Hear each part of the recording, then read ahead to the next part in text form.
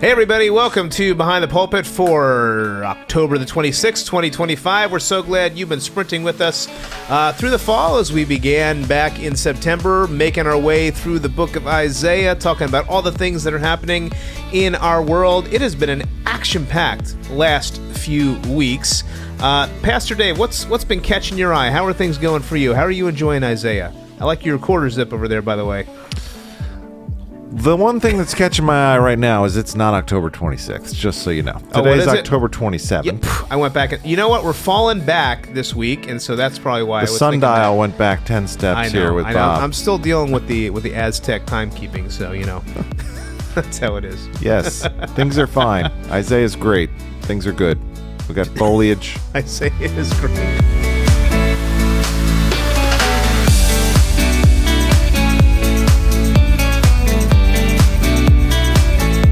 You know, yesterday I went up and took my daughter up for a trip to see the fall foliage up by the Delaware Water Gap. I saw. And I was told the trees were on fire. By the way, Tim, I heard your band of brothers was hiking up by the Water Gap yesterday. Is that true? Yes, we were also up there. We took a group of 7, technically 10, including myself and 2 leaders. And you did Tammany. You did the Jersey side. We did the Jersey side, which is taller and of course better. Yes, it is. I've hiked both a couple times, and the Jersey side is better, but typically more crowded. Yesterday was packed.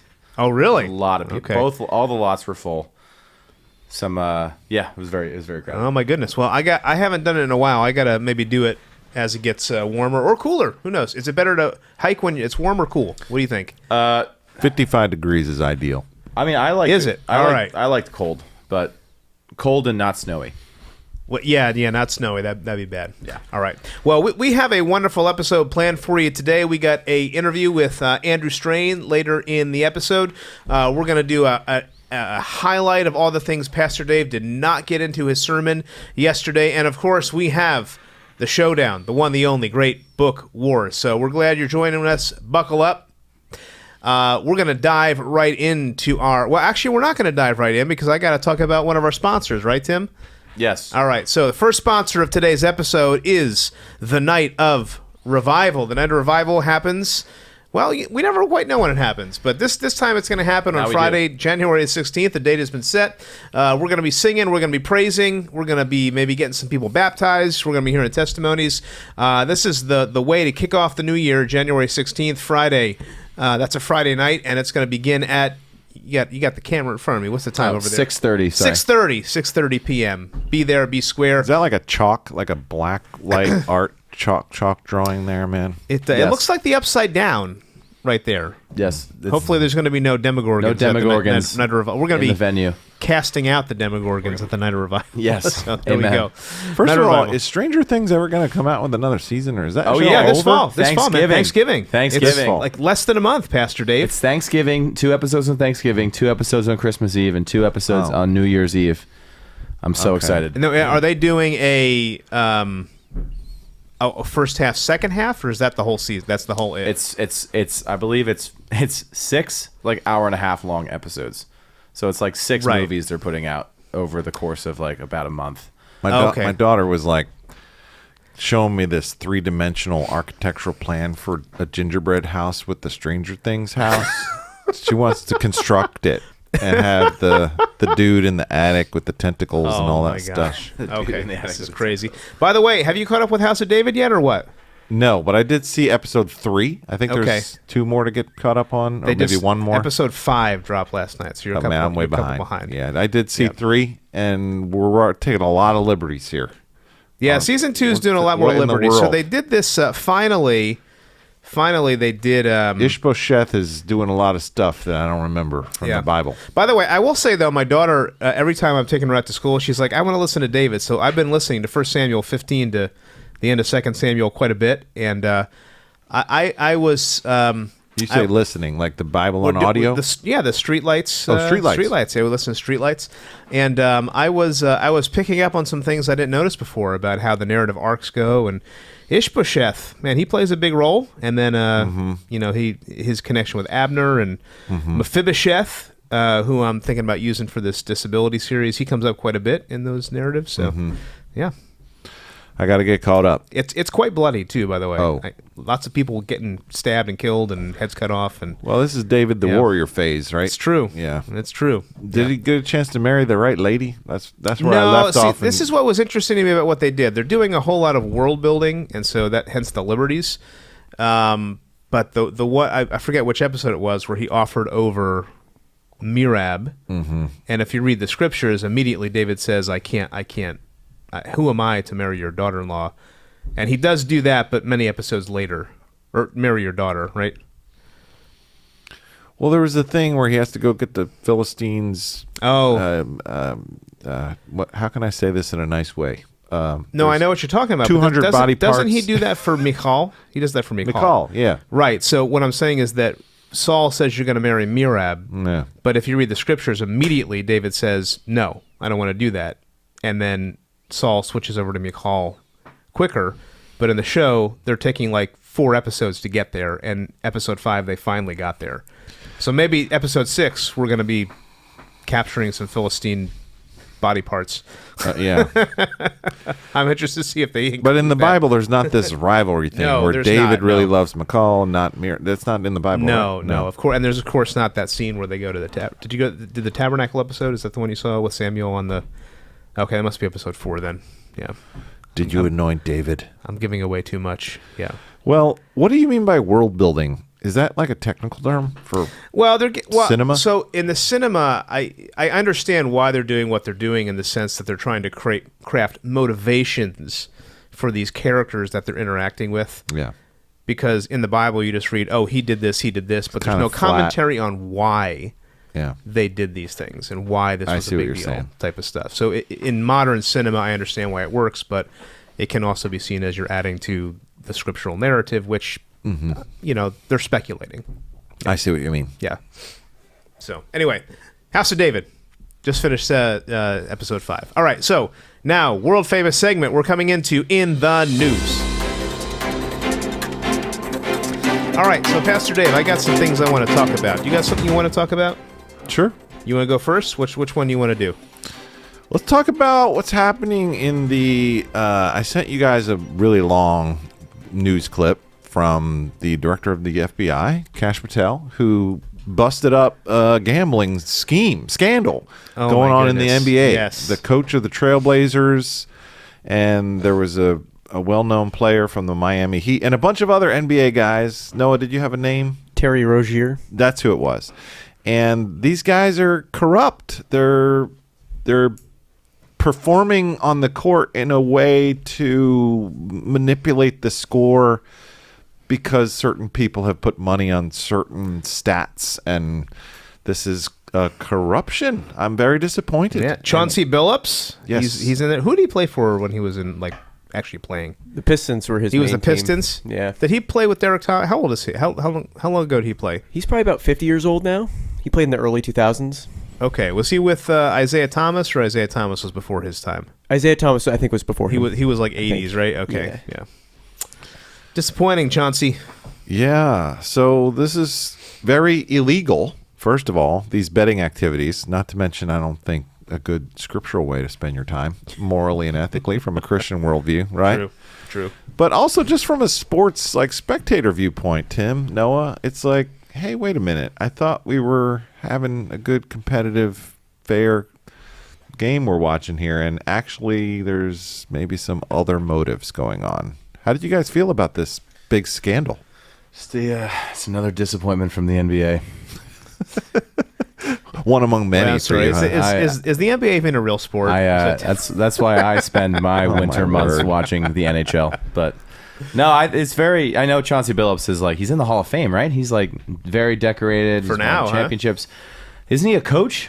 He's a coach of the Portland Trailblazers. Yeah, he's a coach. Right? So that can all just be taken away. Oregon has corrupted him very, very quickly. So it's a shame to see someone that was Detroit is a really awesome sports market, and the Pistons are beloved over there, and that's one of your big legends. So that's now going to be tainted if this all comes to pass. But yeah, you hate to see it. Anything like this when there's a scandal around an athlete, it's tough to see.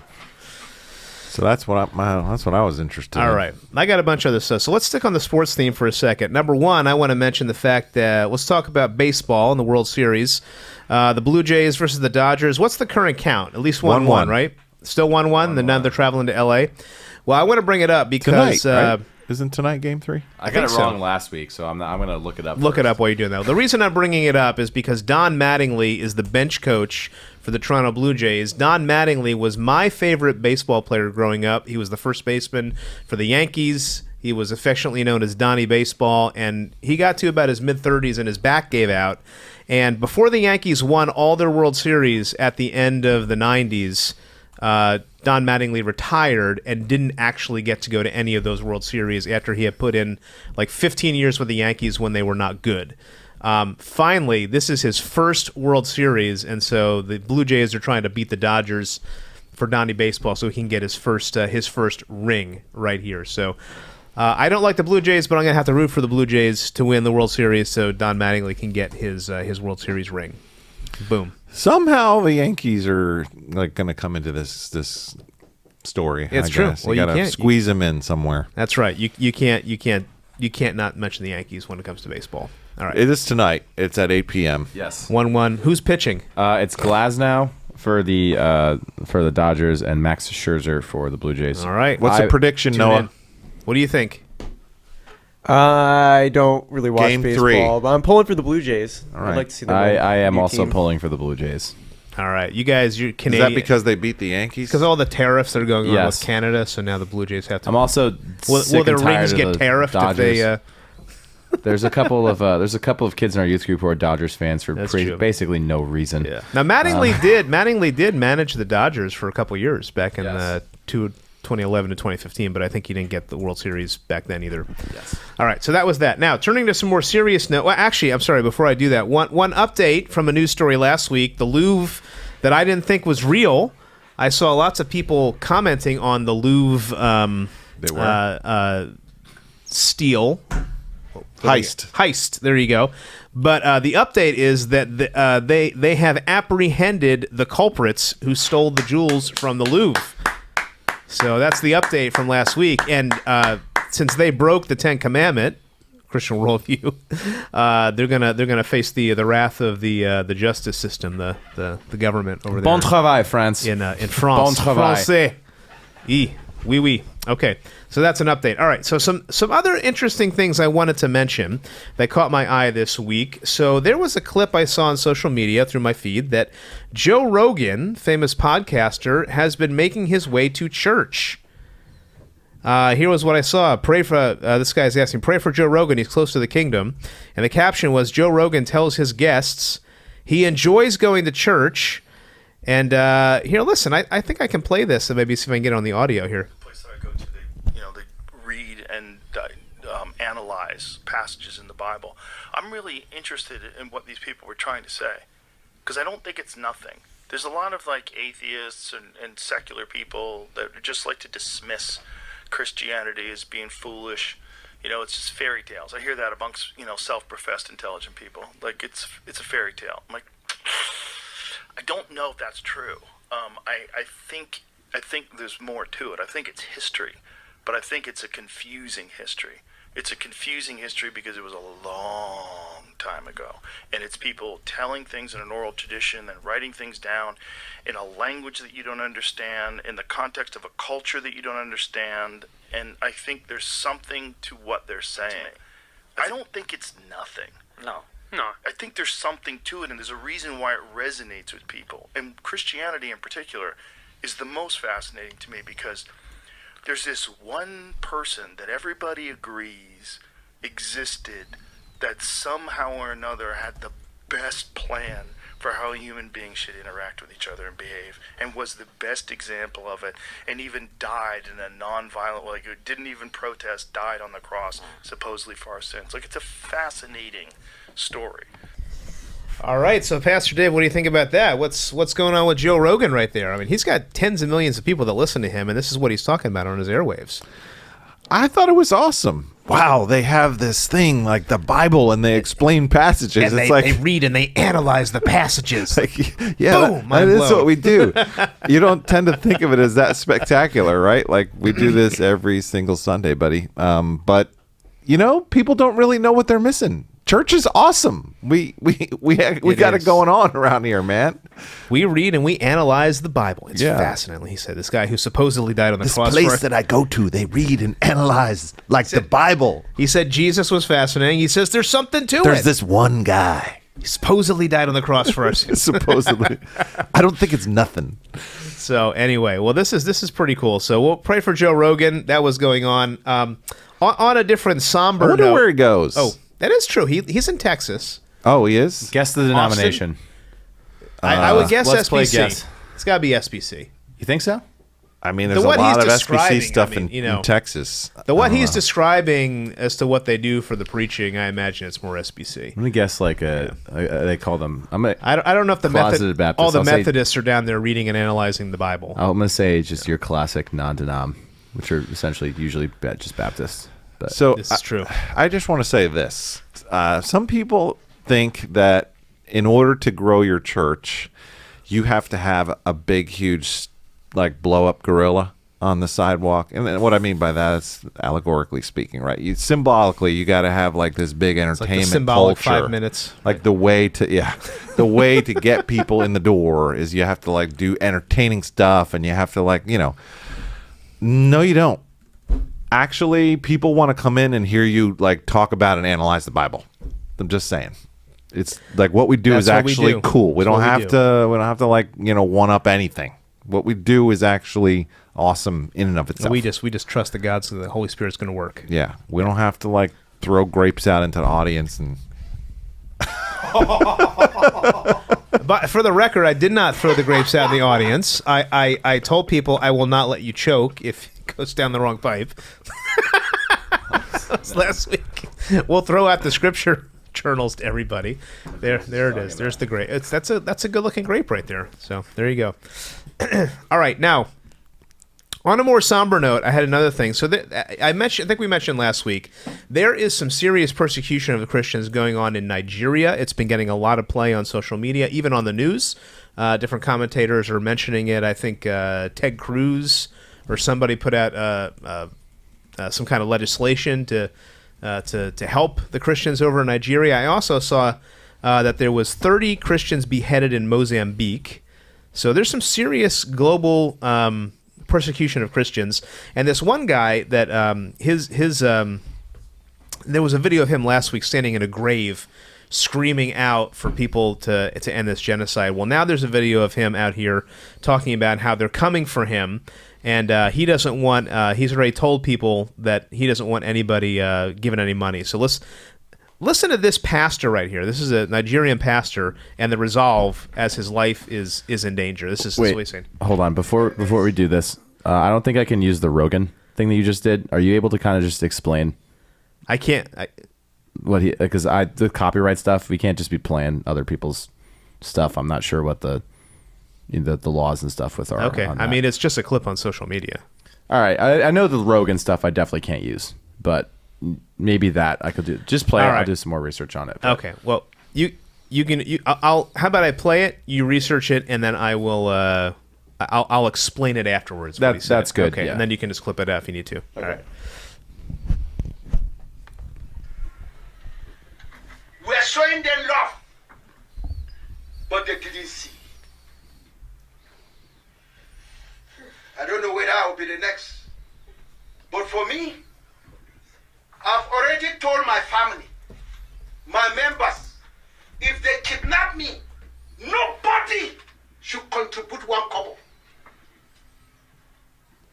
My grave will speak. My blood will raise war that will lead to Christian liberation. So this guy is serious. I mean, his life is under threat. He's one of the clerics that's over there in Nigeria. His life was in danger, and basically he's saying that if they come for me, don't you pay any ransom. I'll be a martyr, basically, and that's what's going to galvanize some of the change that's going to hopefully happen in Nigeria. I mean, I can't imagine, but this is what's going on in other parts of the world. That if you're a Christian, they're putting you to death. They're coming and beheading you, and they're your whole village. They're killing. It's a tragedy. So we need to be praying for the church in Nigeria, the church in Mozambique, the church in all these persecuted parts of the world, because God's doing something here in the U.S. He's moving on people's hearts, but in another way, things are happening in other parts of the world where people are coming under attack because of their belief in Christ. And these are people that are standing strong for it. So there you go. You add anything to this? Well, it may be not politically correct to say this, but the source of the persecution in this case is jihadist violence, and it's escalating. So it looks like a few different groups coming together, not just Boko Haram, but the Fulani fighters and the this guy Islamic is dealing State with the Fulanis. West Yeah. Africa province. And these are all increasing under the current administration. So there's definitely a time of vulnerability for Christians in Nigeria, and reading on Open Doors right here where they just suggest to pray in 3 areas: for Christians whose loved ones have been killed or abducted; number 2, that God would work in the hearts of the Nigerian leadership to protect the Christian citizens; and for the millions of Christians and others who have been displaced by violence. Yeah. So tragic story. Pray for our brothers and sisters. I suppose there's a wonderful boldness to the person's courage there in the clip who doesn't want any sort of financial ransom to be paid on his behalf.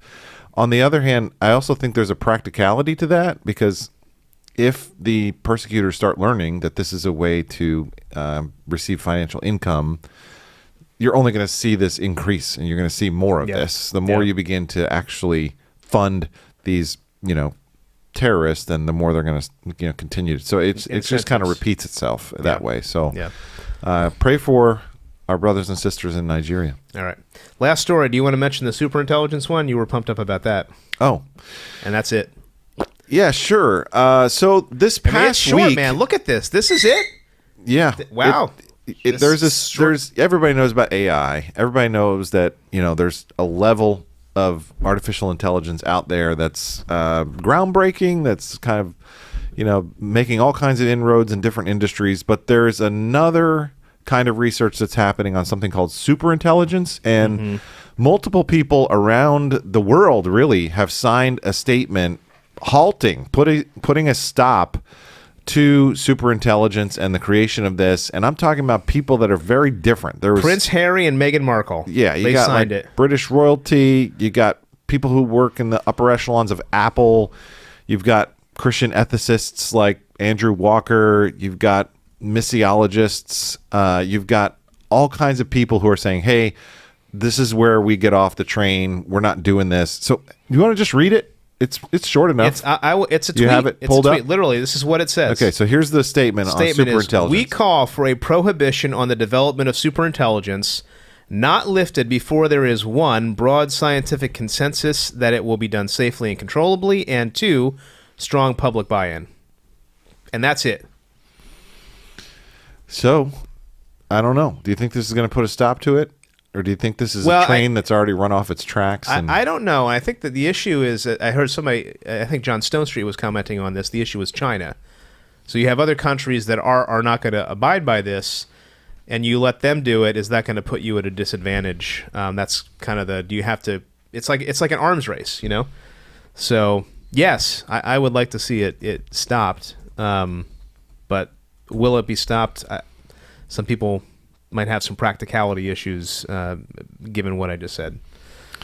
Is there a fear that the superintelligence is going to violate what the first rule of robotics, that a robot can never harm a human being? Is there a concern that this thing's going to become smarter than us, and we're going to actually end up creating something that can do us harm?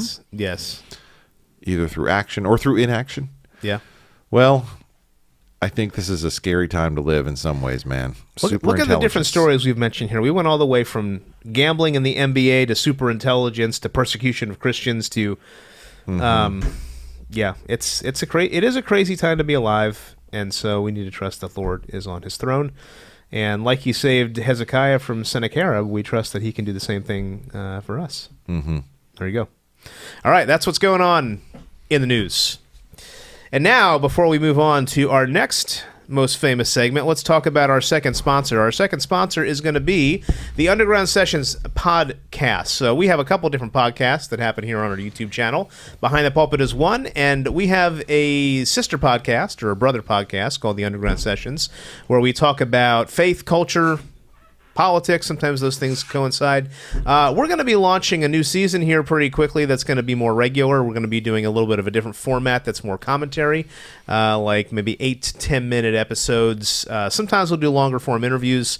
I think Dave and I are slated for a topic. Tim's got somebody else coming in January, but we want to get you thinking from a Christian worldview perspective about all of life. And so we're going to be launching that here pretty soon. I don't know, Tim, what else can I say about that? What else can I say about that sponsor? I think that was good. I think we're looking forward to playing around with how the show looks in terms of a background perspective, maybe some different visuals and things. But yeah, it's gonna be really good, and we're looking forward to getting you some consistent content. I really zoomed this thing in, didn't I? We're doing it. There you go. Mentioning bringing up the Devils right there. All right, so next segment we're moving into is the Great Book War. I know all of you that have been watching, you have been waiting for this segment. This is the most commented segment outside of the podcast that I heard get. Joe Rogan consumes the book war. I bet he does. He's whoa, it's crazy. Look at that. They It's analyze the it's Bible. Fascinating. And they read books about the Bible. So here's the question: which book would Joe Rogan pick this week? So I'll let you do the update, Tim, and then we'll throw it down. Well, if Joe Rogan voted according to the data, it'd be more likely that he picked this book. Whoa! You know what? I actually think he would have picked that book because he's like, a muscle man right there. All right, I had a victory. I had somebody walk up to me and say, "Hey, another great pick." He ordered several for his relatives. It was as I told Pastor Bob earlier, it was a riveting battle between a book just for men and a $58 book. And it came down right to the wire once again. And yet I only won by how many One votes? vote. One vote. Hey. There you go. Hey, thank you if you voted though. They don't ask how many, Thank they you. only ask how. This I is like suppose. the right there. It's like the New Jersey governor election. It's going to be razor thin, I think, And at the end. It's only a two vote swing so far. So It's true. There we go. anything can happen. The There we season go. is young, and without further ado, Pastor Dave, why don't you tell us about your book? All right.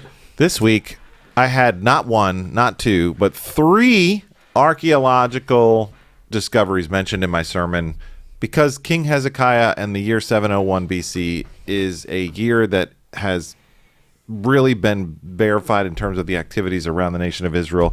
So I'm going to use this as an opportunity to highlight probably what is the most classic book on this subject, on the subject of Old Testament reliability, by the great Kenneth Kitchen. It's called the On the Reliability of the Old Testament. Kitchen is a professor emeritus of Egyptology in England at the University of Liverpool. There's a lot of great stuff on New Testament reliability. Your boy Blomberg has a good one. But in terms of Old Testament reliability, this is the classic. This thing is good. It's published by Eerdmans, and he walks right through the different books of the canon. So if you want to know, like, is there anything on Genesis or Exodus, he just tells you everything that's in here and how we can really rely on the Old Testament. So it's more of a reference book, but it's something I think you should have on your shelf. I think you should have it on your coffee table so that when guests come over and they're like, hey, what's that? Then you can tell them all about this, and you can mention some of the wonderful archaeological discoveries I talked about in my sermon this week. Where does he So if you want to impress your friends, just bring up, like, the Assyrian Lachish reliefs, and they'd be like, what is that? Well, there's this amazing discovery that they found, and you can say it actually verifies everything that's in the Bible. Did you know that there's a lot of stuff that actually verifies the Bible? Oh, really? Yeah, the more I start digging around, the more I start finding out the Bible's actually true. Pastor Dave, it leads you right into... I did send Tim some pictures because this last Wednesday I went to the Penn Museum down in Philadelphia, and they had a lot of Assyrian artifacts. Yeah. It really happened. It did happen. It very much happened. All right, so now that's my recommendation. Kitchen. By the way, where does old K.A. Kitchen teach? University of Liverpool in England. Oh, he's a yeah. So you had to give the recommendation with a British accent. Why not? Oh, Scouse. Not that great at that. All right. So over here, I have two books, and I was strategizing as I saw what won me last week and what Pastor Dave was recommending this week. So this is Strategery. It's a hard choice. I don't know. It's like whether you choose to go scissors or rock or paper, based on what you offered there. New home field advantage being. I know. This is a difficult one. I have to throw the flag here. But you know what? I think we'll see what happens. I'm going to test the theory here. So I'm going to go with the larger book, and I think I've recommended this in the past, but it's still a good recommendation. It's a book called Creeds, Confessions, and Catechisms, edited by Chad Van Dixhorn. Used to teach at Westminster. He's now down at Reformed Theological Seminary. And if you are looking to understand the history of the most famous creeds and confessions, like the Westminster Confession, the London Baptist Confession, the Belgic Confession, and the creeds, the Apostles' Nicene, Athanasian Creed, Chalcedonian Definition, the Heidelberg Catechism, which is one of my favorite ones, Westminster Shorter Catechism. They're all in this book right here, and he adds some helpful commentary and introductions if you want to understand why those creeds and confessions and catechisms were written, and a little bit of the background of them. So that's my recommendation here if you want to go a little church history and theology right together. And it's got a wonderful cross on the front, by the way. So there you go. Creeds, Confessions, Catechisms. That'll be my entry for this week. And I'm going to put my other one off for another time. We recommend you decide. We have the Fan of the Year voting as well underway. Oh, that's true. Do we have already? We have a couple people who are tied for the lead. Okay. I will not be revealing their names. Okay. When are we revealing their names on the Christmas Eve? We might reveal some progress reports on the Christmas Eve, on the Christmas episode. Okay. We'll see. Okay. Now, are we planning to drop the Christmas episode on Christmas morning again this year, even though it's not? I haven't thought about that on Sunday. We will get back to you. All right. I think we'll see what happens. I think that would be a good idea. But okay, wonderful. All right, so Tim, I see here we want to do some audience questions. Yes. I'm trying to decide where I should insert these videos, but maybe we'll do that for the sermon portion because that's going to be heavy archaeology. Why don't you throw the audience questions at us, Tim? Bring it. We have 3 audience questions, and they're all short. So maybe we could do a little rapid fire action here. So the first question comes from Melissa, and she asks, why don't we have prophets like Isaiah today? Did you answer that in your sermon at all or no? No. Yeah. Yeah, there's a difference, Old Testament prophets and New Testament prophets. We do think that a lot of the revelation has been given. There is the talk in the New Testament, and we've done some series on this about the New Testament gift of prophecy and what that actually means. I think Pastor Dave has a good sermon on that from our 1 Corinthians series, which we could link in the show notes down there. But yeah, the canon has been fully completed. And so we do not think that there's going to be new words of revelation, whereas back in the Old Testament times that was not the case. And so God's word is complete. Where would you augment that, Pastor Dave? Hebrews chapter 1, verses 1 through 3 says, in the past, God spoke to us in various different ways. And one of those ways is through his direct, infallible word that was given to the prophets. But in these last days, he has spoken to us through his Son. And so all of the offices in the Old Testament, whether that's prophet or priest or king, all of those offices were pointing toward the ultimate fulfillment of the anointed messenger of God, the Messiah, Jesus Christ, who is our prophet, priest, and king.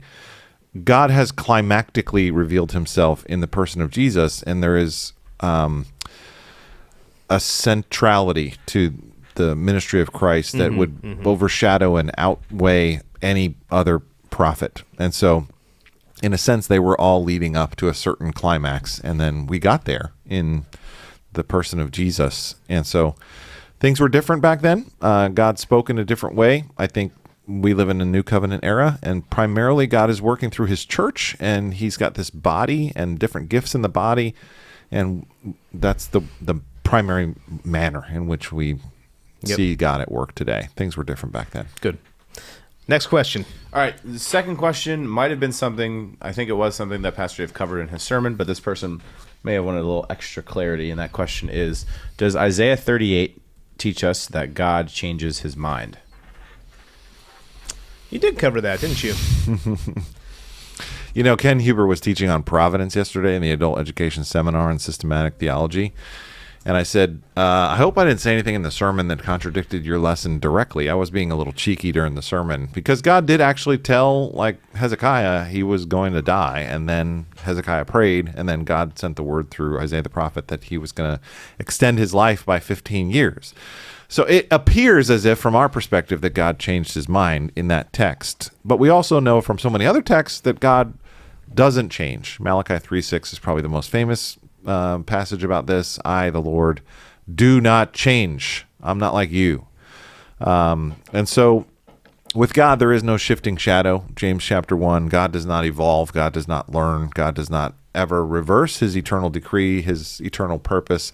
His ways are perfect. His promises are yes and amen. And so how do we understand what's going on in the Bible with relationship to prayer and God's eternal purpose? I think there's a little bit of a mystery here. Let's just say we don't totally understand. But I think there is a wonderful compatibility between human decisions, prayers, our free will, and God's sovereign plan. And then God can actually fold into his plan our prayers as a causal mechanism in a secondary way. And so it's not that God didn't already know what he was going to do, but it's that God actually invited human beings into that opportunity to be part of his plan through prayer.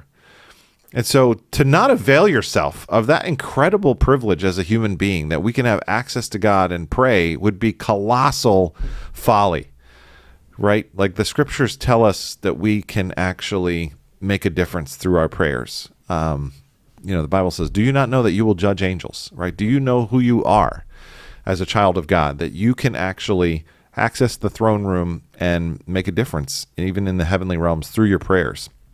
So God's plan is unchangeable, but his actions within time accomplish his plan in a certain way, and sometimes our prayers are involved in him accomplishing those plans. So does God change his mind? As every theological question can be answered, yes and no. It depends what you mean. No, in the sense that he's unchanging and perfect. Yes, in the sense that he is relational and he is dynamic and he is actually in a real corresponding relationship with his people, and there's genuine interactivity there. That doesn't mean he's fickle, but it means that he allows us to relate to him, ask things, and he can answer out of his benevolent goodness. Good. Awesome. Confusing, right? Not at all. Clear as mud. Thanks, Pastor Dave. All right. Is there a third question? Yes, our third question is a bit more sprinty. So our third question is, objectively, why is God striking down 185,000 people a good thing?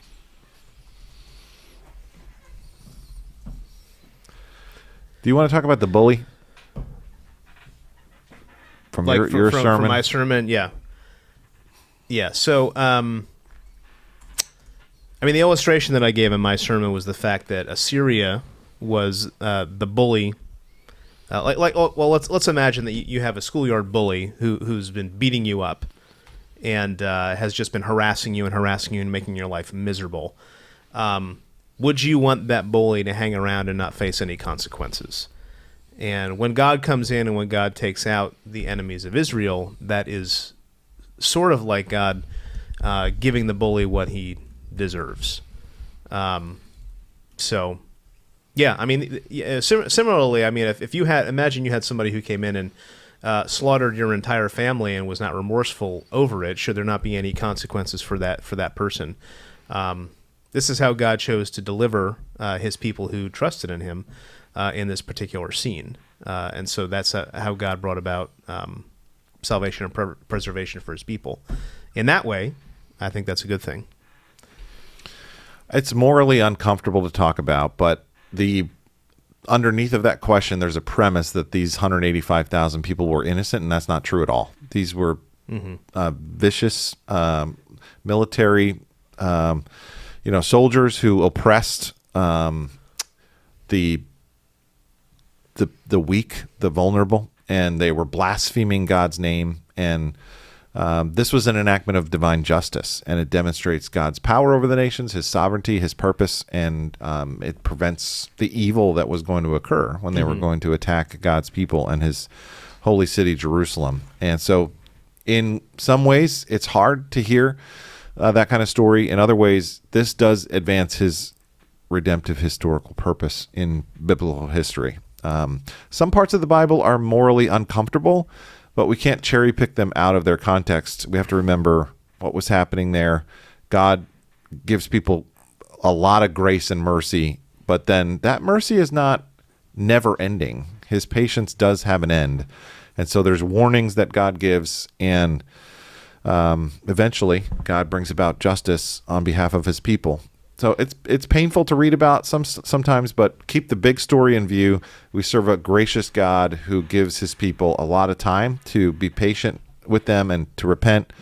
But we have to realize that does come to an end. Our God is compassionate, but he also is a God who's just. And the victory in that battle was a you could call it a divine holy war against the evil enemies of God. So.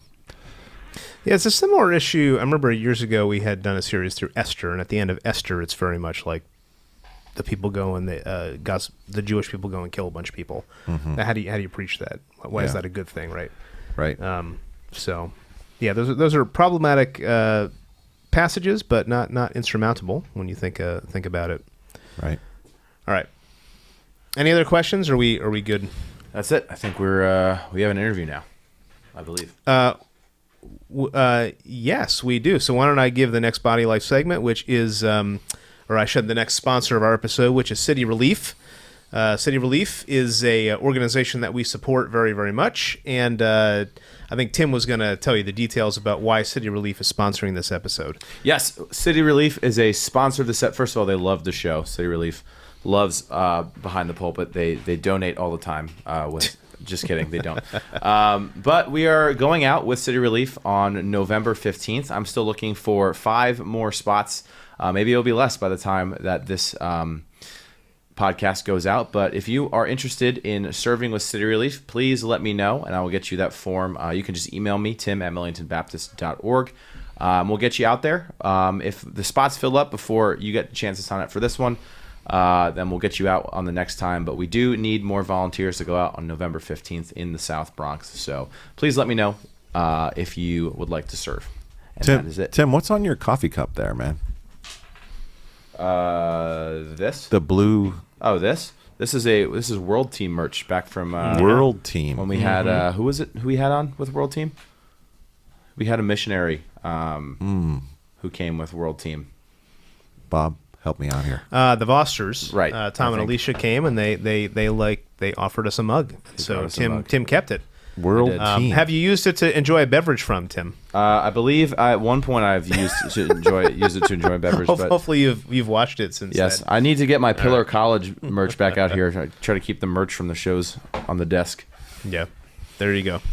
All right, so now we're going to get into our sermon portion, but before we dive into the technical stuff that Pastor Dave's going to give us, we did talk about the story of Andrew Strain, and so we're going to watch an interview. A modern-day Hezekiah. It's true, and why don't you check out this interview we did with Andrew, and we're going to hear a little bit about his story, so check this out. Hey, we are so excited to have with us our guest. Andrew Strain is coming to us via video from the Big Apple from New York City. What's up, Andrew? How are you? Hey, guys. I'm doing really well. How about you guys? Things are good. We're hanging out, man. It's like another world over here. I see your apartment's nice and clean and white, and Man, I'm sure you got a good view out at that window. I have $1 million view of the Empire State Building. Believe it or not. There you go. Oh, that's so cool. Well, you probably are aware that a lot of people know your story as a result of allowing me to talk about that in the sermon yesterday. And I thought it'd be cool to get a chance to dialogue with you and hear a little bit more from your own perspective. So thanks for being willing to share what God did in your life. I wonder if you could just, first of all, take us back to the original moment when you first found out something was wrong. What was happening back then, earlier in the spring? Was it May when you had a normal doctor's visit routine? Was it blood work you were getting, or take us back there? Yeah, it was May, and it was a pretty heavy pollen season. I drive a black car, so I can always tell when the pollen's really bad when I walk out the door and my car is suddenly yellow. And I have seasonal allergies. I'm allergic to just about every kind of pollen. And one of the things that can happen, doesn't happen as much now that I'm an adult, but it bothered me when I was a kid, is I could get an asthma attack. And for that, I use an inhaler. And so I pulled out my inhaler that was like down in the bottom of the drawer and noticed that it had expired like 3 years ago. So I thought maybe I better get a new one. And to do that, I had to make a doctor's appointment. And I hadn't been to the doctor for a number of years because I'd just been doing a lot of traveling and was so busy at work, and it's never really convenient. But I should have gone to the doctor because I had no idea that there was a more serious problem than just asthma going on with me. I was just ignorant. So when I went to the doctor and requested the inhaler, he said, "Oh, we haven't done a physical in a while. I could draw some blood now, and then we could just schedule a follow-up appointment to finish the physical." And he took some blood, and I went home, none the wiser. And the next morning, I was on my computer, and I got a call from my doctor. And I hardly ever get a call from my doctor. And so I silenced my computer, answered the call, and he said, "Your blood work is great, except there's one indication. It might be a blood clot. Can you go to the emergency room?" And so I did. And I didn't tell anybody. My daughter was downstairs taking a class online. So I just kind of whispered to her, "I got to step out. I'll be back in an hour." So I went to the emergency room. They admitted me to the emergency room, and they checked me for blood clots with an ultrasound up and down my legs and all my big veins. And they couldn't find the clot. So they drew some more blood to figure out why this metric was off. And they came back and they said, "We think it's a more serious problem. We're going to admit you to the hospital." And I spent, I think, 8 days at Overlook Hospital. Well, they ran all kinds of tests, more ultrasounds. They did a paracentesis to take some fluid from my abdomen and test it. And they determined I had cirrhosis of the liver. Which there can be many causes, because when I hear the word cirrhosis, I immediately think alcohol, and I think of a raging alcoholic, but I had no idea it could be caused by viruses. It could be caused by fatty liver, which I definitely was a candidate for because I habitually have been overweight most of my adult life. It could be caused, there's a lady in my transplant survivors group who her liver problems were actually caused by a parasite that she didn't know she had. So they determined it was probably a combination of things. And the alcohol, I was a social drinker, so that definitely contributed to it. I also probably had a fatty liver. But the main problem was I didn't know I had it. It probably had been going on for several years. And my liver was at a point where they called it dissipated, which means they couldn't treat it. It was in the final stages of failure already. I just didn't know that. And they told me my only option was to get myself onto the transplant list. So I called, they recommended Langone.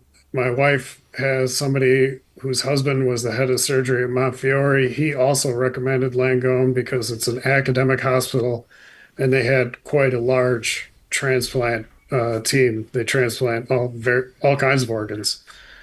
And I contacted them, and they put me through a battery of tests to make sure I could survive the surgery, to make sure I was a viable candidate for transplant.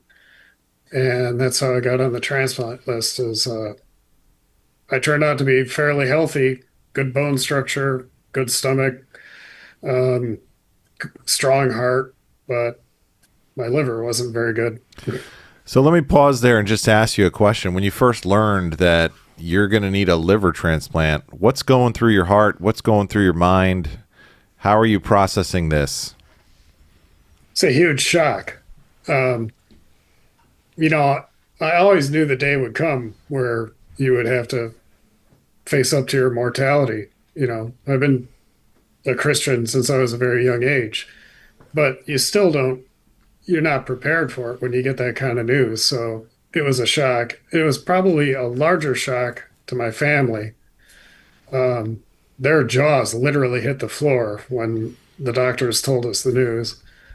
And I thought, well, this has happened a lot earlier than I thought it would. I thought I'd be a much older man when this kind of news was delivered, but it wasn't. And so, I just kind of like sat back and thought, okay, well, if that's it, if this is, my only chance, I'm going to try to get on the transplant list. But if it doesn't work out, I better start praying a lot. And it changed the way I prayed. I started to really think about the words I use when I pray. I start to think about praying before I actually pray. I guess I took it a lot more seriously. But it took a while for it really to sink in. And when I told you the story about me laying on the couch, that's when it really hit me. And God used that in a way, because if you really look at the timing, I had just been placed on the transplant list. I'd only been home for a couple of days, and I was laying on that couch, and I rolled over and faced the couch, and I prayed, and it probably wasn't a very articulate, beautiful prayer. It was probably kind of a stumbling prayer.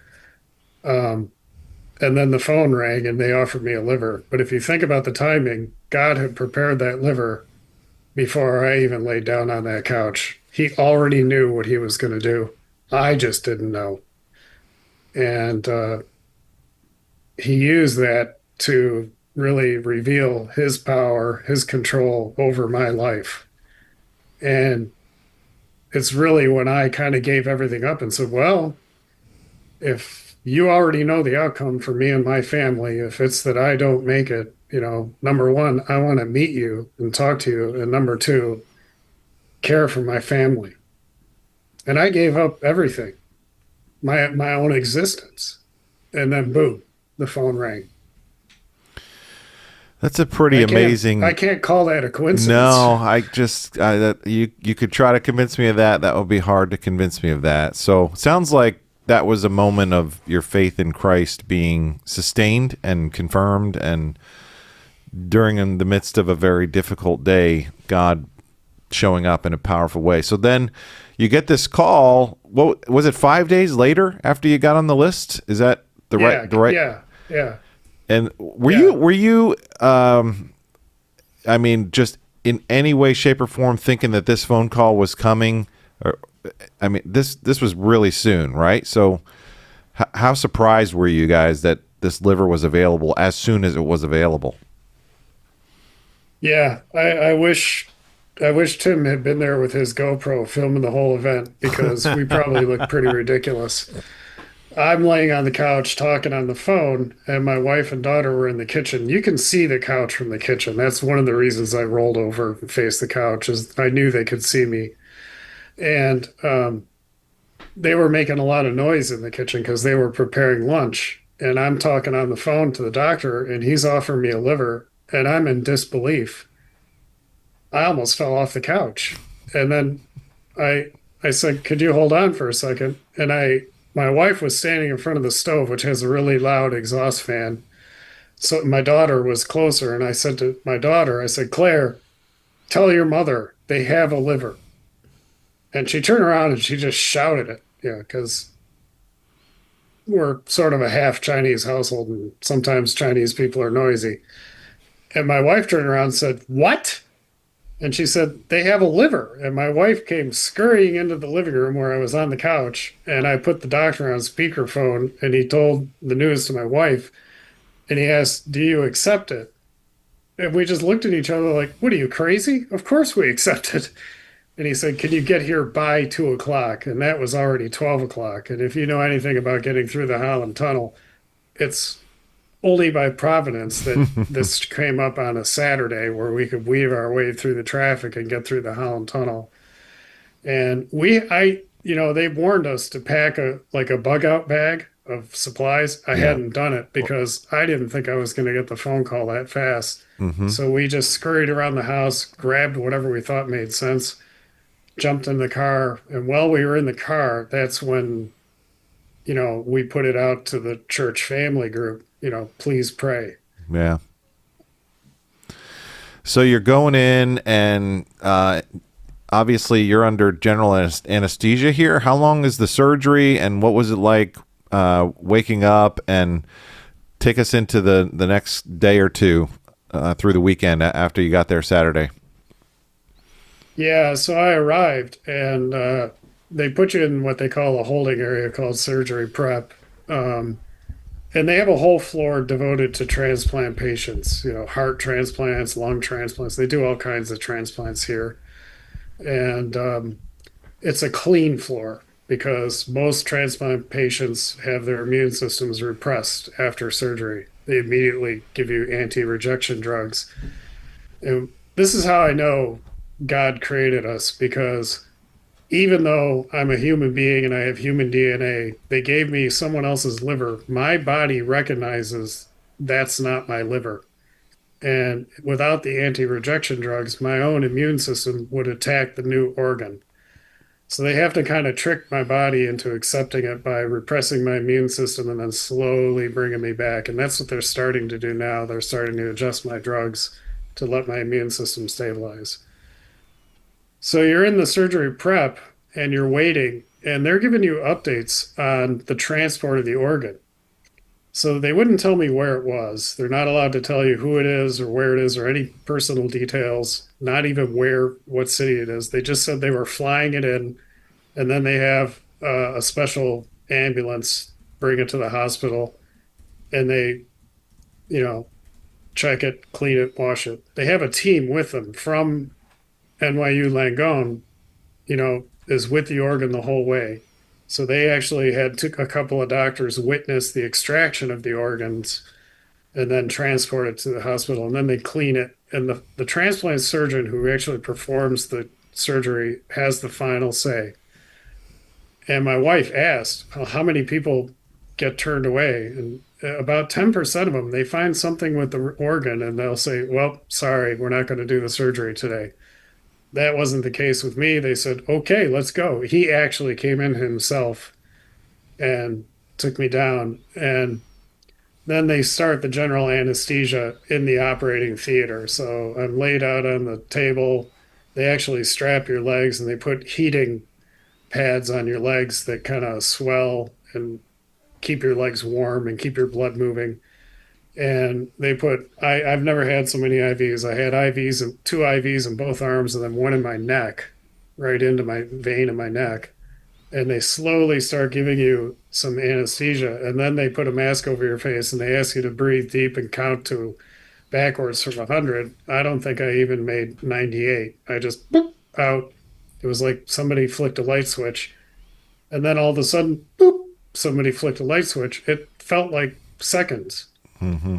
It was actually an 11-hour surgery overnight. So they started on the 12th and finished on the 13th. And that's because there are so many veins connecting your liver to your body and your bile duct and everything else that what happens when your liver gets sick is the liver will try to heal itself, and it'll actually create new veins and new pathways to pump blood. So there's more veins on my old liver than there were on the new one, healthy liver. and they have to actually cauterize veins and decide which ones they're going to graft onto the new liver. And that's why it takes so long, because it's very meticulous and tedious work. And then you wake up in ICU. I was in ICU for a couple days, and they moved me back down to the transplant ward. And I was there for 5-6 days. I was mobile right away. They were amazed I could get up and walk around. But they always had a nurse, with me to kind of make sure I was steady and didn't fall down or anything, because I still had all these IVs. I had to trail a whole rack of IVs behind me but they encourage you to walk. They want you to move. And then they came in and said, "You're doing remarkably well. We think you'll be happier at home. We're gonna discharge you." And I came home to New Jersey for that weekend and then moved into my apartment in Manhattan. Was there any other specific moments throughout the process where you sensed that God was with you and that his presence was real? I mean, you've already told us a couple pretty obvious God moments where he and his sovereignty came through for you, but is there any other parts of the story that you wanted to highlight? Yeah. There were so many answers to prayer. And it was actually you who suggested it, Dave. I started actually recording dates and events, per your advice, because I wanted to capture. I don't ever want to forget how this came down. I don't want to ever forget the feelings I had, and it's hard to do that. You really got to force yourself to remember this stuff, especially the emotions. But there were so many answers to prayer that my wife and I were keeping a log of them, and we eventually lost count. But just finding the apartment in Manhattan that was only 2 blocks away from where I needed to be, I don't think that was a coincidence either. And she found that apartment while I was still kind of like half sleeping all the time while I was still in the ICU. She signed a lease on the apartment while I was still in the ICU. While I was in the surgery, there was another woman sitting in the lounge waiting for her husband, who was also in surgery, getting a transplant. And she was Chinese and didn't speak any English. So my wife was able to actually talk to her because the woman was sitting there crying and nobody could understand what she was saying. Wow. And my wife was able to actually share the gospel and pray with the woman in Chinese. Wow. I don't think that was an accident. I don't think that's coincidence. If you really want to get down to it, my wife, I'm under her insurance because my projects, start and stop. So my insurance is always, hit or miss. So I go on her plan. She picked out a plan that accommodated for this. Otherwise, this would be a huge financial burden. We ended up paying more for that insurance plan, but, she didn't realize at the time that this was going to be utilized. So a lot of ways in which God just kind of showed up. Yeah. So what? And it's like you said, I have no idea how many ways he actually kept me out of distress before he put me in this position. Sure.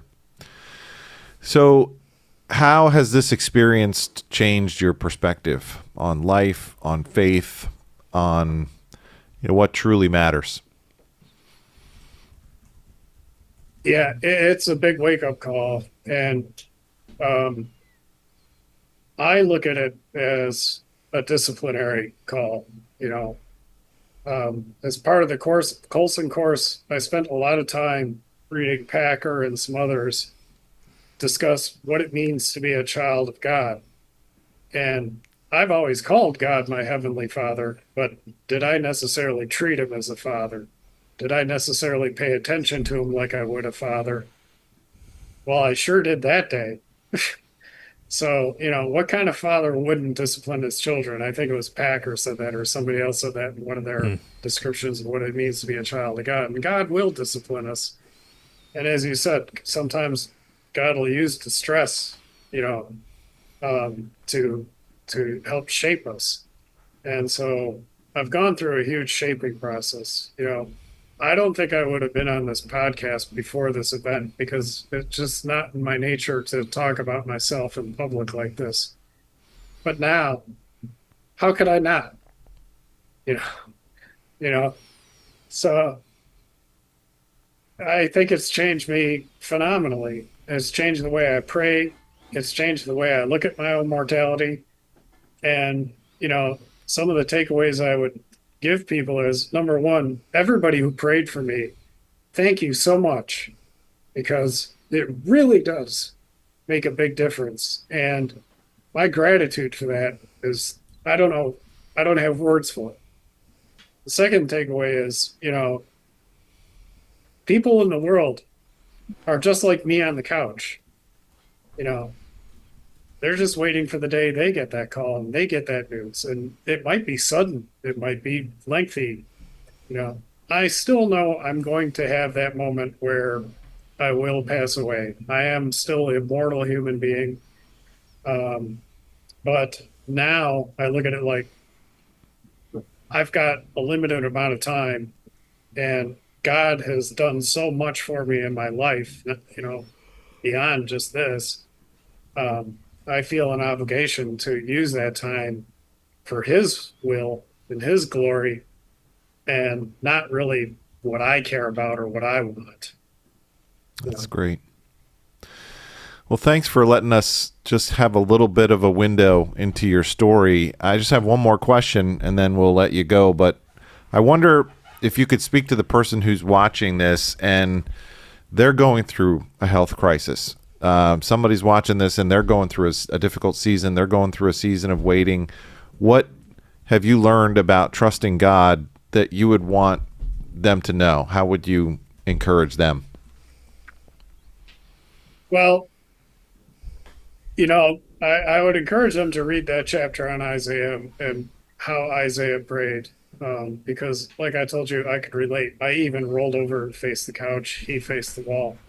And I can relate to that moment where you're in distress. And I would encourage them to just don't focus on the distress. Focus on, you're in distress and you're in a position where everything is out of your control, but it's in God's control. And essentially, that's what I did when I prayed. And I'm not saying this is going to work out for everybody who's in a similar situation that I was in, but irregardless, I would let God have the control. Give your life, give your will, your wants, your wishes, your hopes, your dreams, everything. Hand it to God, put it at His feet, and say, take it. Take it and do what you will. He may use this distress to bring you to Him. You might not get the organ. You might not get on the wait list. I just heard a story about a man who needs a new kidney, but they won't perform the surgery on him because he had syphilis, and that virus never goes away. So there are situations where that happens. But irregardless, God is in control. Even when you don't make it through the health issue, He's still in control. And, let Him have the control. Let Him either guide you through the health issue or guide you to Him. That's great. So the passage you're talking about is Isaiah chapter 38, the story of Hezekiah. Andrew, thanks for taking some time to share your very personal and vulnerable story with us. We're still praying for you, and we're looking forward to seeing you face-to-face soon, brother. Yeah, should be pretty soon. I'm looking forward to it, too. Thanks, guys. Awesome. I really appreciate it. And thanks for your preaching on the series of Isaiah. It's been really fantastic. Hope you enjoyed that. Andrew's story is pretty remarkable. Amazing. God does amazing things. So now we're going to get into the sermon portion, and this portion of Behind the Pulpit is brought to you by the Truth Rising Bible Study. So if you came to our Truth Rising showing about a month ago or so, a little bit more than a month ago, this was a documentary that was put out by the Colson Center for Christian Worldview and Focus on the Family, talking about the loss of truth in our world and our need to stand up for it. Well, there is a 4-week study based on that documentary that's going to be beginning this coming Sunday, November the 2nd at 10:45. If you're interested in joining Truth Rising the study, you can find that on our website. That is the sponsor for our very in-depth sermon recap portion of this podcast. So go check out Truth Rising the study. All right, Pastor Dave, let's talk about your sermon. Why don't you give us a quick flyover, and then we got some technical stuff to cover right now. Isaiah 36 to 39 is the hinge of the book of Isaiah. It is the bridge between the two halves of Isaiah. It's a wonderful narrative portion of Scripture that is going to center on part of the career of the prophet Isaiah as he interacts with a very famous king, one of the few good kings of Judah, Hezekiah, and how Hezekiah handled some crises in his life, or what I called words of distress. And so there was 2 occasions in which Hezekiah faced a very personal, private word of distress about his health. And because of that, he turned to the Lord in prayer, and God answered him in a powerful way, and even actually caused the sun to have a shadow that went backwards by 10 steps, which, if you think about that, what that would actually entail is, because the earth rotates, you would have to stop the earth's rotation, reverse the earth's rotation 10 steps, and then start it back up again, which at the equator, I think the earth goes at least 1,000 miles an hour or something like that. I don't know. But that's a pretty amazing miracle. God turns back the clock, so to speak, and he does that for Hezekiah in his life. He gives him 15 more years. Yes. And so that's the personal miracle, which is why we talked to Andrew, because God still works in powerful ways like that today. But then there was a public miracle that happened later on in his life, even though it's before that textually. It's a flashback when he gets physically healed to an earlier time. And that personal, private time prepares him for a public word of distress when the entire 185,000 soldiers, troops of the Assyrian Empire, are surrounding the city of Jerusalem, threatening to lay siege upon the city, threatening to have them drink their own urine and eat their own dung. Literally, that's in the Bible. And Hezekiah tears his robes, goes into the temple, spreads out the piece of paper that's the document indicating how they're going to ruthlessly be eliminated by Sennacherib, and goes to the Lord in prayer. And then again, God, through the prophet Isaiah, gives him a message of hope, a message of deliverance. And miraculously, as they're praying overnight, heaven moves, and they wake up in the morning, and all of the 185,000 soldiers of Assyria are laid out dead on the battlefield. It's over. The people of God have nothing more to fear. Sennacherib goes back home to Nineveh, and eventually he actually gets killed by his own 2 sons, and his reign is over shortly thereafter. So it's an amazing story of victory. It's a true happy ending for the people of God. Hezekiah has his prayers answered. Jerusalem is spared. And it's a testament to the fact that our God hears our prayers. Very cool. Well, that's a wonderful recap of the actual message. All right, so we had a couple details that you wanted to get into that didn't make it into the sermon. So why don't we focus our time on that? And while you're thinking about how you're going to cover that, I did mention to you I went to the Penn Museum this last week, and I saw all these cool artifacts. Why don't you tell us what you saw? I did. They had a whole near Eastern Mediterranean section that had the history of Egypt and the Canaanite religions, and there was a whole section on Assyria. Were you able to put in these pictures, Tim? There we go. Okay, so here. What are we looking at Okay, here? right here. These are artifacts from Canaan before Israel moved in, and the top are little idols that are from the Asherah religions. There you go. So these are the many goddesses, Asherah, and these are mentioned a lot of times in First and Second Kings, Samuel. Fertility goddess. Fertility gods, and then those were the clay goddesses, and then below we had the high gods, and that's El, the creator, and Baal. You may have heard of him. He's mentioned a lot of times or Baal, however you say his name. So they had artifacts of those gods, and these were things the Israelites often encountered in the Old Testament right there. Next slide. What else do I got there? All right, here. So here you can see artifacts from the Assyrians, Babylonians, the Persian Empire. So these were the nations that were fighting and taking different places as you read through Isaiah and as you get into Daniel and beyond. So obviously we begin Isaiah with the Assyrians. Eventually the Babylonians come in. take Israel into captivity. That's getting into like Jeremiah and the end of Second Kings. And then Persia, the Medo-Persian Empire, takes power in the book of Daniel.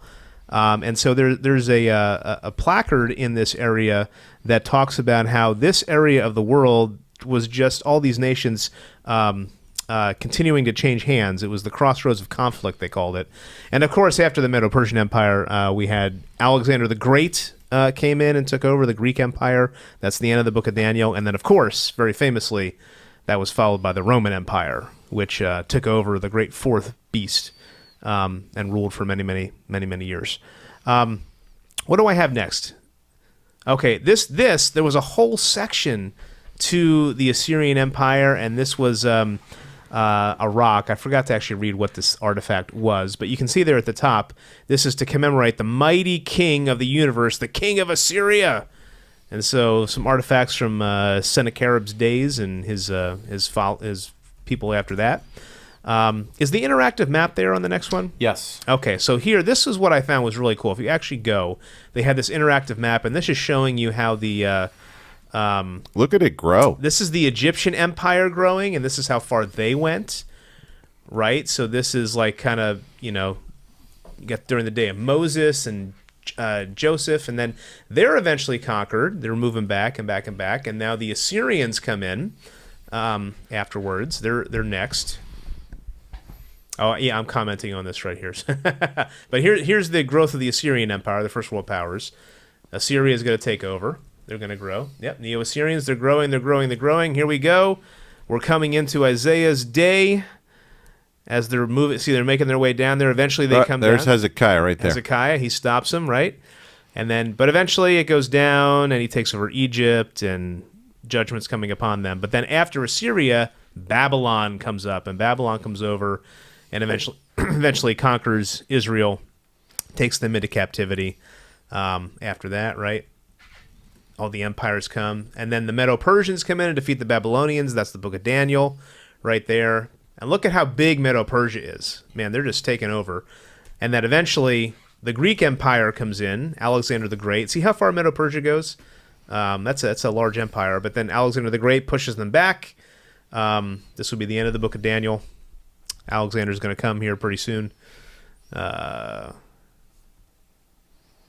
Man, that Persian, let's see how far the Persian, they just keep getting bigger and bigger and bigger, which, when you read about that in the book of Daniel, it sort of makes sense now about how these beasts go. All right, here we go. Greco-Roman. So that's Alexander the Great comes, and eventually the Roman Empire, the biggest of them all, will come in. And, yep. Oh, I forgot about the Seleucids. They happened before. Alexander divides it between his four generals. That's right. The Ptolemies, Sorry, the Seleucids. Yep. And then we finish off with the Romans. It's coming. It's coming. But look at how big the Roman Empire is here. Just a second.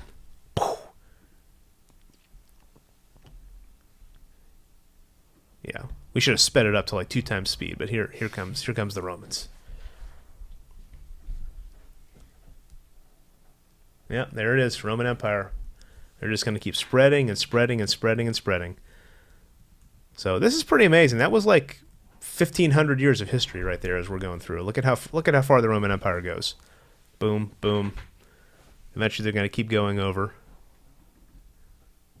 All the way up into England, Roman Empire spread. Boom, boom, boom. That's a whole lot of biblical history right here, Pastor Dave.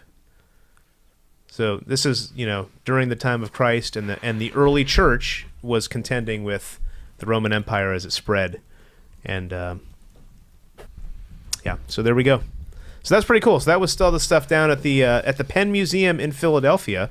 Fascinating. And there was a whole Roman section. There was a whole, a whole other history stuff you can get into. So I encourage you to go check it out. It's pretty cool. How often do you as a man think about the Roman Empire? Not as much as other men, but I do consider it every once in a while. Tim, Noah, is it every 7 minutes for you guys, or? Apparently not as much as I'm supposed to. Yeah, we think more about the Lord of the Rings empires. Yeah, that's true. Yes. Sauron. All right, so you had archaeological stuff to mention in your episode here. Okay, so what we did was fast forward, and we moved past a pretty significant chunk of Scripture, and I thought we'd spend a little bit of time on the podcast explaining what we missed. All right, so in Isaiah, there's different sections. The first section is chapters 1 through 12, and we talked about what that is. It's God's glory through salvation, in salvation through judgment. And then in section 2, you covered that last week, which was God ruling the nations. And there was all of these judgments that are pronounced upon the nations. And that climaxes in a pretty significant destruction of the city of man in chapters 24, moving into chapter 25, and even chapter 26 is part of that too, where God brings in his future kingdom, the mountain, he swallows up death, and everything is all better. Chapter 27 has God reminding them he's going to defeat evil. He symbolizes evil as Leviathan, and then he restores his vineyard, Israel. And then we have the third section of Isaiah, which is chapter 28 through 35. And I have a chart for this, Tim, so if you go to that slide. This is the third major section of Isaiah, and really it's all about in whom will you place your trust. And there's this human scheming going on that's contrasted with God's plan. And what we have in Isaiah 28 to 35 are a series of sermons that Isaiah preaches, 6 sermons actually, and they all begin with the word woe, or sometimes in Hebrew it's translated as ah.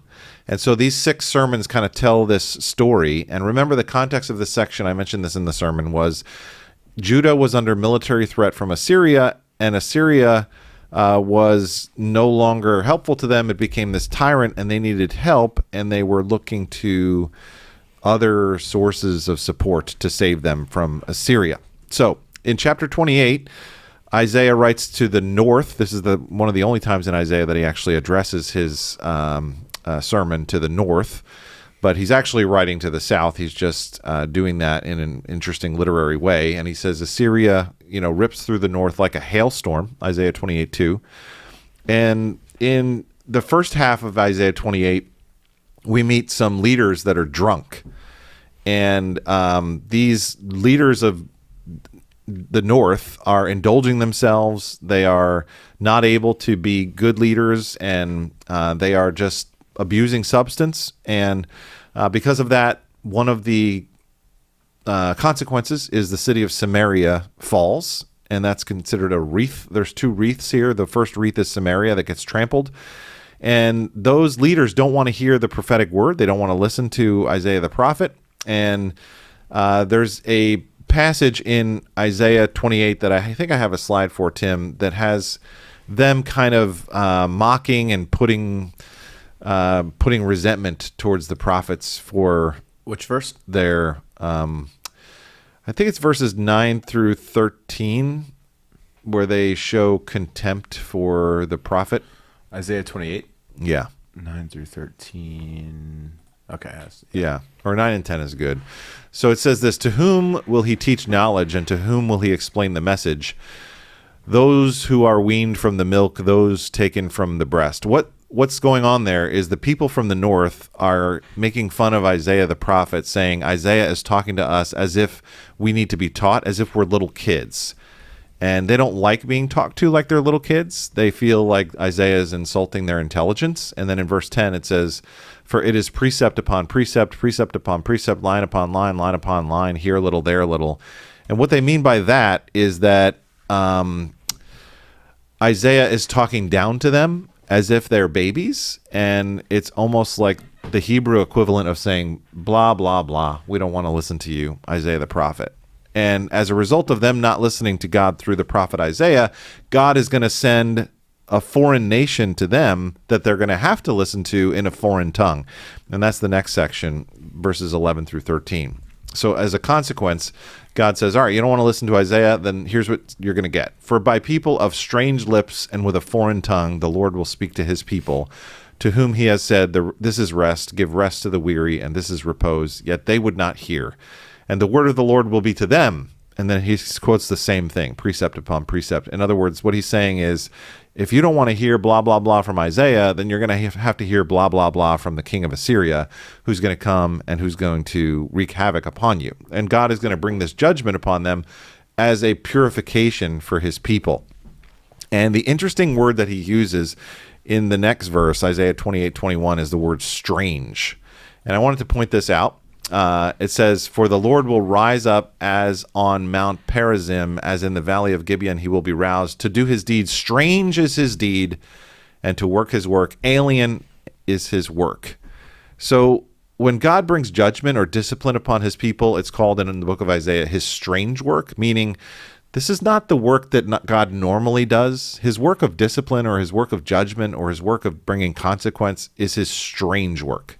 It's not the most natural thing for God to do. Like as a father, when you have to bring discipline to your children, it's not ideal. You don't want to do this. You have to do it because you're their dad, but it's not something that gives you a whole lot of pleasure. You don't really do it from your heart, so to speak. And so God brings about his strange work of discipline upon his people.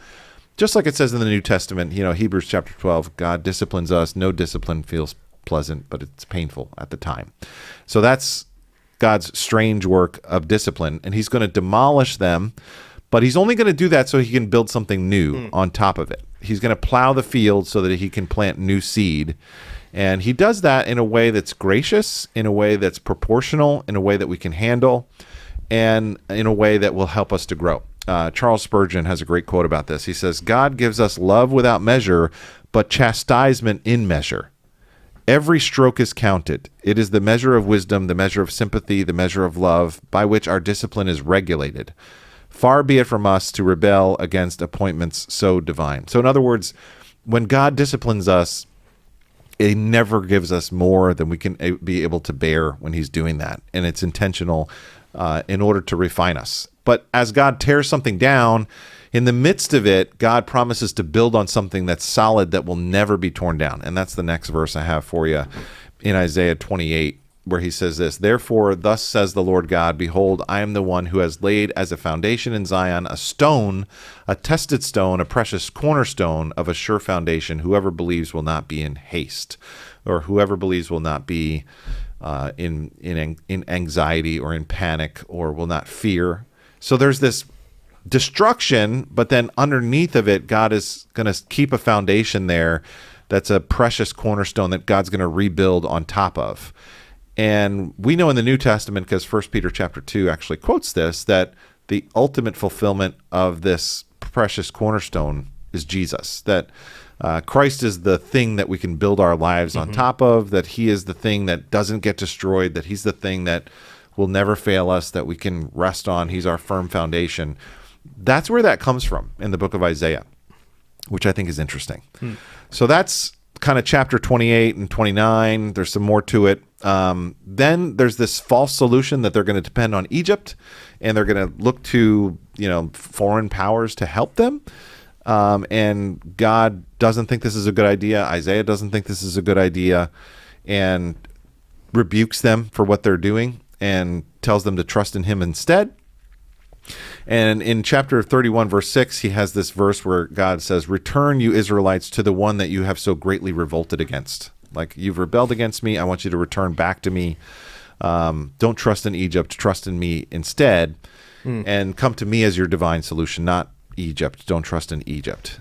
And then there's this prophecy at the end of this section that a divine king will come, and he will reign in righteousness, and he will be one who pours out his spirit upon his people.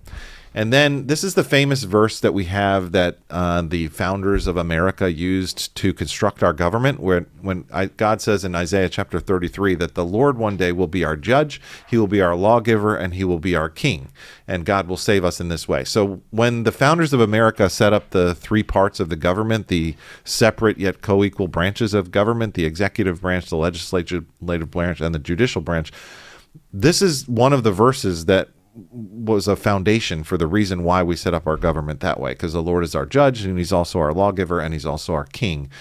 That is where that verse is found, in Isaiah chapter 33, and it's a promise about how God will one day rule his people with good government. And so we wanted to model our government after the government that God will bring. In chapter 34, we have the final judgment of God that brings a lot of gruesome imagery as he brings judgment to the nations. He actually says in here the same thing it says in Revelation, that the smoke of their torment will go up forever and ever in chapter 34. And so God is going to bring Again, similar to chapter 24 and the message that you brought a couple weeks ago, judgment upon the world. And right here, God is putting the world on notice that he will not tolerate our insurrection forever. Chapter 34, verse 4 has a verse that we all sing about when we sing the song It Is Well. It says, the sky will be rolled up like a scroll. That's where that verse comes from, Isaiah chapter 34, verse 4. And it's a picture of total destruction. And then in chapter 35, it's a wonderful picture of victory and joy and the promised new creation, where there's the redeemed are there, the desert is blooming again, God will renew his creation, the mute will be able to talk, the blind will see, the deaf will hear, the lame will leap like a deer, the tongue of the mute will sing for joy, and God will gather his people to come home. So that last chapter, chapter 35, is like light breaking forth into a very dark place where God brings about his salvation. And so that's the final vision there, where God cleans everything up and creates a highway back to Zion, the highway of holiness. That's where we get that phrase, the highway of holiness. And that's our future, our promised hope from God. So that's Isaiah 28 to 35. And it kind of sets up where we were going. By the time we reach chapter 36, it's like, okay, are these people going to trust in God or not? This is the test. And so Isaiah 36 to 38 is like the teasing out of that test. Are you going to listen or not? Yep. And the narrative tells us what happened. So that's what we missed in the sermon yesterday. So thanks for giving me some time to talk about that. Well, very cool. Well, I think between Andrew's testimony and that, people have a pretty full picture of what happened at the end of Isaiah. I think so. All right. This upcoming week, we're going to be jumping into Isaiah chapter 40, perhaps one of the most famous. Well, Isaiah's got a lot of famous chapters, but it's hard to pick what's the most famous. This is a very famous chapter. Everywhere you turn, there's a famous chapter. I know. I keep saying that every week. Isaiah 6. But anyway, Isaiah 40, the eagle's wings, and God's going to raise us up. Do you not know? Have you not heard? The Lord is the everlasting God.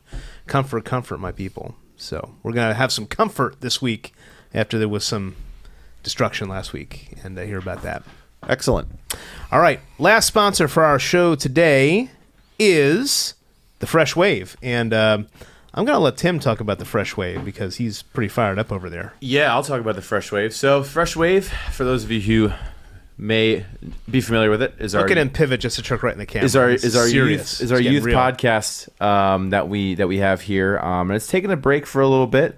As we've been rethinking how do we want to format it. So we're going to take away, it's going to be less of a podcast, you feel. We're still going to have people at the desk, but it's going to be more like 2-minute commentaries and Bible teachings from geared for youth.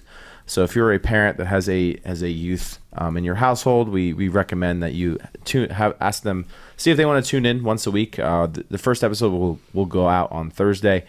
Just rethinking how we want to reach the youth on our YouTube channel. So we're looking forward to that. Awesome. All right, there we go. Theology Sprint, and then we're out of here. Noah has a good one. All right. So this one's a short one, but it is a good one. So this week's Theology Sprint question is, how do we know that Jesus and his first disciples were not a cult? How do we know Jesus and his first disciples were not a cult? A cult is defined in a very specific way, and it's usually centered around one particular person that has access to all the information, the knowledge, the secret truth, and everybody has to get their information through that one person. It's like a log jam, right?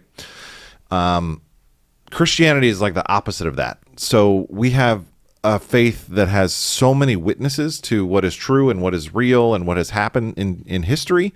And the Christian faith is a faith with evidence. It's not a faith where we have to trust some secret cult leader who has some secret message from God. And I think we know that Christianity is not a cult because it doesn't fit the standard definitions of a cult. Usually it's surrounded by one rather narcissistic leader who is asking its followers to sacrifice in some way for themselves, but Jesus is the opposite. He's willing to sacrifice himself for his followers. Cults also have some characteristics, like they discourage critical thinking. They just want you to kind of trust without evidence, trust and just don't even question what you've heard. They demand absolute loyalty. They never allow you to like do research or look into this yourself. You just kind of gotta trust whoever's in charge. It's very isolating. Cults are isolating, so you're not allowed to leave. If you leave, you're shunned. Yeah, right? You're shunned. You're very discouraged from ever leaving. Christianity's not like that. It's like there's the door. If you don't, we don't force you to stay. We don't force you to come. Yeah. There's a free will thing here. Cults are very manipulative. They're very fear based. They're very shame based. And then cults create a certain kind of dependency, and so we don't really function like a cult in many different ways. So there's sociological issues that make us distinct from a cult. But I think theologically, the whole redemptive history tells a very different story, that God has been progressively revealing himself over thousands of years through the heroes of the faith, all the way back through the patriarchs and culminating in his son, that are very different from, let's say, Ron Hubbard, who, comes up with Scientology himself. Heaven's Gate guy. Yeah. This is like very limited. One person has this information. They have this vision, or they have this.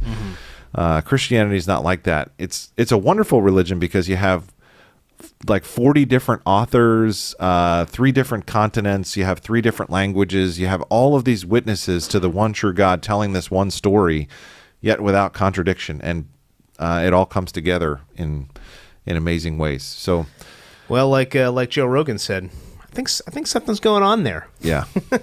Yeah. So it's different sociologically. It's fascinating. It's different psychologically. It's different theologically than a cult. I don't know. Those are some ways we're distinct. Seems good. Am I getting anywhere with what you're asking? No, that's great. I did have another question that's not part of the Theology Sprint, but it's related to that. Would you guys classify Mormonism as a cult, or would you just consider it a completely different religion? Well, some of the things that Dave was describing would fit Mormonism in the sense that Joseph Smith claimed to have the secret knowledge. There was a book that only he could read. Mm-hmm. So I think there's some cultic elements as part of it. Yeah. Small group centered around very charismatic one leader. Mm-hmm. Yeah, I mean, it's very offensive to Mormons to have us refer to them as a cult, but most of the time, in terms of classic definitions of Christianity, like there's a very famous book by Walter Martin called Christianity and the Cults. Mm-hmm. Mormonism's in there, where they take a certain truth about Christianity and the person of Jesus, and then they completely twist it so that it's like a different Jesus by the time you get done with it. Jesus is now the devil's brother, and he's not one with the Father. Yeah. He's someone who became a god, just like we can become a god, and God the Father lives on a planet that's circled by a star named Kolob, and one day we can get our own planets as long as we behave in a certain way. And all of this was written on gold tablets with hieroglyphics in New York. And they were in a magic hat that he had to look into, and only he could read it. Was there a hat? I don't remember that, but yeah, a magic hat. He was a treasure hunter, and he was going out looking for it. And then, but nobody ever found the gold tablets. Right, exactly. Like, oh well. And then he had to find another hat yet. So.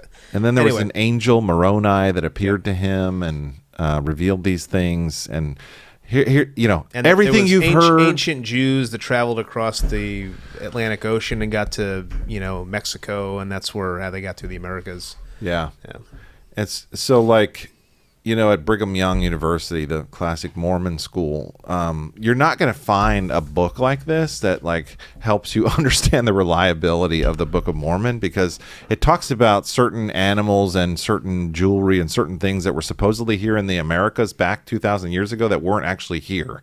There really is no archaeological evidence for the stuff that Mormonism says happened here in the Americas. It's just all like, just trust us, it happened. So I've actually heard that they have trouble keeping the chair of archaeology at that school because there's not a whole lot to teach about it. Except for the actual biblical stuff, that is true. Yeah. I've often described Mormonism as being a cross between science fiction and Catholicism, in the sense that how they view salvation and justification is similar to how Catholics mix up the placement of justification and sanctification. And then, of course, all the science stuff when it comes to the planet and getting your own planet and things like that you mentioned. So there is another weird thing with polygamy. And there's and of course there was all these rules that benefited, men and all that. Yeah. So of course, Mormons were chased across the country, which is why they wound up in Utah. So that was not a great thing, but yeah. There was a lot of weird things that happened in the 1800s. Like a lot of cults, like kind of sprouted up and were birthed during the mid 1800s, specifically in America. So I would say Mormonism is one of them, and it actually has like a lot of similarities to Islam. So you have this angel that visits Muhammad, and everything you've heard before about Christianity has been corrupted. All that stuff, you can't really trust that. Now you just have to trust us. We've got the real story over here. And it's like, well, so maybe they were visited by some spiritual force or a demon. Yeah. Right? Could there be some kind of evil, source behind this poor theology? So I would classify it as a cult. Not everybody would see it that way. So good question. All right, I think we've overstayed our welcome today, so that'll be the end of that. Thanks so much for joining us for Behind the Pulpit. We hope to see you next week. Isaiah 40, and we're out.